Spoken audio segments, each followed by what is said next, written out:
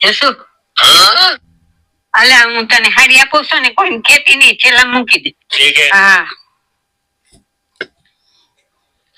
તમને તો હાડી ભાભી આપી હતી ને ભલે ને આપી તું રેખ ને પણ એમાં જે એક વસ્તુ દેવી છે.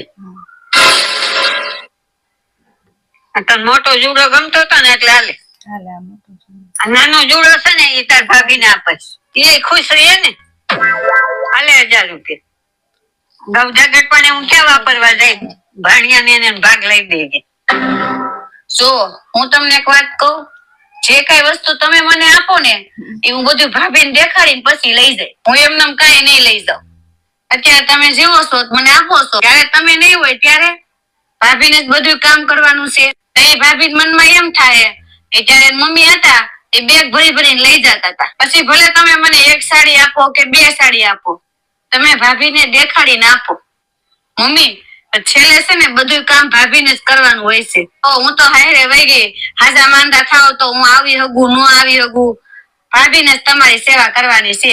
એટલે જે કઈ તમે મને આપો ને ભાભીને બતાવીને આપો. આલ્યો એ હોય ને તે તમે મને દેજો. તે હાસી વાત કરી હો દીકરી.